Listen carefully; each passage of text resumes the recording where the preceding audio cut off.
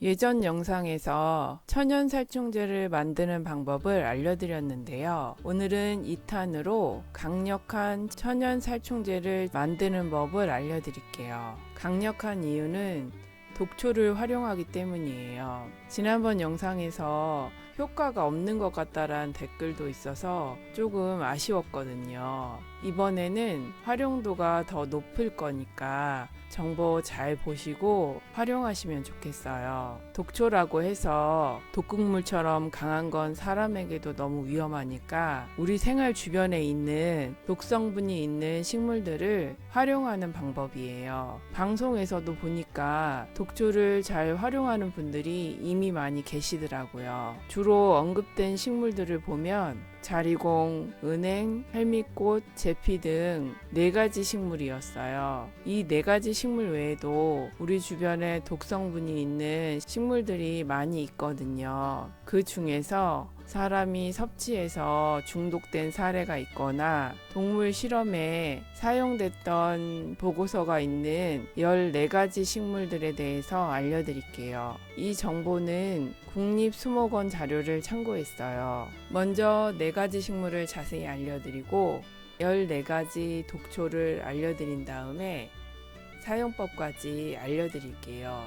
내용을 집중해서 보시면 주변에 있는지도 확인할 수 있고 농작물의 병해충을 막는 데 도움이 되실 거예요. 첫 번째는 자리공인데요. 독성 때문에 어떤 부분을 만져도 고통스러울 수 있고 위험해요. 전국 각지에 널리 분포되어 있어요. 두 번째는 은행인데요. 우리 주변에서 흔하게 볼 수 있잖아요. 열매의 독성이 있는데 특히 껍질에 많이 함유돼 있어요. 다량 섭취하거나 덜 익은 열매를 먹게 되면은 중독될 수도 있어요. 자주 드시는 분들은 주의가 필요해요. 세 번째는 할미꽃인데요. 프로토아네모닌이란 독성 성분이 함유돼 있어요. 옛날에는 할미꽃 뿌리를 찧어서 재래식 화장실 살충제로 사용했었대요. 한방에서 약재로 사용하기도 하는데 주의해서 다루셔야 돼요. 참고로 할미꽃 전체를 다려서 하루 20분씩 발을 담그면 무좀 치료가 가능하다는 이야기도 있으니까 활용해 보세요. 네 번째는 제피인데요.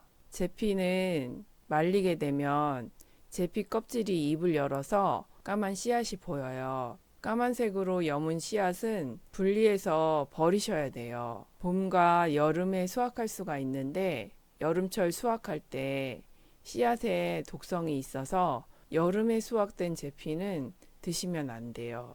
하지만 살충제로 활용할 때는 여름철 수확한 씨앗을 사용하는 것이 좋아요. 여기까지 4가지를 알려드렸는데요. 이제 추가로 14가지 식물을 알려드릴게요. 만드는 방법은 간단하고 뒷부분에 나오니까 꼭 확인해 보세요. 14가지 식물 중에 첫 번째는 천남성이에요. 천남성은 사약의 원료로 쓰였을 만큼 독성이 강하거든요. 저도 산이나 밭에서 몇 번 본 기억이 있는데요. 만지는 것만으로도 피부에 자극이 되니까 건드릴 때는 조심하셔야 돼요.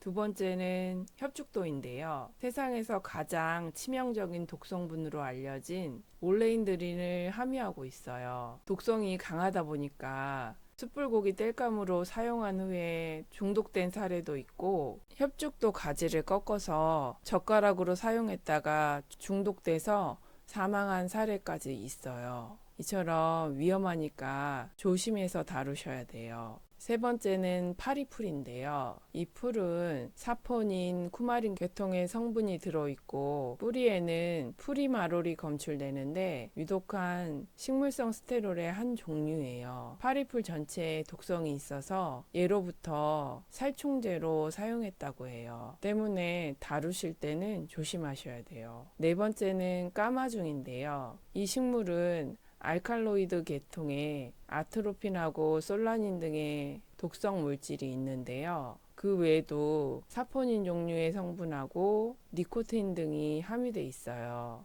어떤 50대 남성분이 까마중 열매에 중독되었던 사례도 있어요. 다섯 번째는 투구꽃이에요. 이 식물은 알칼로이드 계통의 아코니틴과 메스 아코니틴이란 독성분이 함유되어 있어요. 맹독성 알칼로이드로 분류도 돼 있어서 정말 주의해야 돼요. 관련 식품들이 식약처에서 판매 금지 처분이 돼 있는 상태이기도 해서 잘 다루셔야 돼요. 여섯 번째는 여로인데요. 이 식물은 뿌리에 스테로이드, 알칼로이드 독성분을 많이 함유하고 있어요. 어떤 분이 채집해서 장아찌로 만들어 먹고 하반신이 마비된 중독 사례도 있어요. 일곱 번째는 개발나물인데요. 이 식물은 신경계, 소화기계에 장애를 일으키는 성분이 함유되어 있어요. 섭취 시 대략 5시간 후에 구역질이나 소화장애가 생기고 일시적인 저혈압도 일어날 수 있어요. 여덟 번째는 삼인데요. 이 식물은 환각을 일으키는 마리아나의 주성분이 함유되어 있어요. 지금 허가 없이 사용하는 거는 금지되어 있고 섭취 시에는 기억력이 감퇴하거나 장애까지 일어날 수 있어요. 일부 지역에서 삼배를 짜기 위해서 재배하기도 해요. 아홉 번째는 큰 쐐기풀인데요. 이 식물은 털이나 가시를 만지는 것만으로도 통증이 생길 수 있어요. 이 식물 때문에 발진과 수포 증상을 보이면서 입원한 사례도 있어요. 열 번째는 성게불 주머니예요. 이 식물에는 페놀산, 이소키놀린, 켈레리트린 등이 함유되어 있어요. 이 성분은 섭취하면 소화기 장애를 일으키고 만지게 되면 눈이나 피부에 자극이 생겨요. 잘못 섭취해서 중독으로 입원한 사례까지 있어요. 11번째는 주목인데요. 이 식물은 잎과 열매의 독성이 있어요. 동물들도 섭취하지 않고 유럽에서는 묘지 조경수로 사용했다는 이야기가 있어요. 우리나라에서는 해발 700m 이상 고산지대 능선이나 사면에서 자라는 걸 볼 수 있어요. 12번째는 컴프리인데요. 어린 잎과 뿌리에 독성이 강해요. 이 식물은 차로 만들어서 섭취한 후에 중독된 사례가 있어요. 우리나라에서는 이 식물로 식품에 사용하거나 수입하는 걸 전면 금지하고 있어요. 13번째는 등나무인데요. 주변에서 한 번쯤 보셨을 수도 있어요. 저는 벤치 위에 예쁘게 피어 있는 걸 자주 봤었거든요. 예뻐서 조경으로 꾸미기에 좋다라는 생각도 했었거든요. 하지만 모든 부위에 독성이 있고 중독되는 경우는 등나무의 종자를 통해서 돼요. 이 식물을 섭취하고 구토나 복통, 실신 등의 증상이 발생했던 사례도 있어요. 14번째는 실거리 나무예요. 이 식물은 잎에 독성 물질의 성분이 포함되어 있는데요. 동물 실험으로 이 식물을 새끼를 가진 햄스터에게 줘봤는데 유산 증상이 있었다는 사례가 있어요. 여기까지 14가지 독성분이 있는 식물을 알려드렸는데요. 주변에서 봤거나 생소했던 식물들도 있으시죠? 이미 잘 알고 있는 식물들 같은 경우는 괜찮지만 몰랐던 식물들은 활용하시게 되면 조심해서 다루시길 바랄게요. 이제는 독초를 발견했다면 독초가 맞는지 확인하는 방법을 알려드릴게요.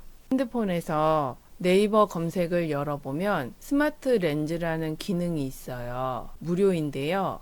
이 버튼을 누르고 식물 사진을 찍으면 비슷한 모양의 식물 정보를 알려줘요. 찾은 식물이 맞는지 정확히 확인하는 데 도움되실 거예요. 마지막으로 만드는 방법은 독초를 큰 솥에다 넣고 2시간 동안 센 불로 끓여서 우려내시는 건데요. 우려내는 양은 정해진 건 없어요. 진하게 우릴지 연하게 우릴지는 양에 따라 다를 수 있으니까 선택하셔서 잘 우려내시면 돼요. 사용할 때는 물에 500배에서 1000배 정도 희석해서 사용하시면 좋아요. 병충해 정도에 따라 일주일에 2-3회 정도 뿌려주면 되는데요. 뿌려주는 정도도 병충해가 발생했을 때 뿌려주는 게 좋고요. 미리 예방하려고 이 독한 성분을 뿌리는 거는 좋은 선택은 아닌 것 같아요. 예방을 하기 위해서 뿌리려고 하신다면 제가 이전 영상에서 천연 살충제를 만드는 방법 소개한 영상이 있으니까 그 방법을 활용하시면 좋을 것 같아요. 해충이나 작물의 상태에 따라 적용 방법이 한 가지로 모두 같을 수는 없잖아요. 사용하시기 전에 소량 만들어서 미리 테스트를 해보고 사용하시면 좋을 것 같아요. 마지막으로 안전하게 사용하시길 바랄게요. 영상이 좋았다면 구독으로 응원해주세요. 다음에도 더 좋은 영상을 만들어 오겠습니다. 시청해주셔서 감사합니다.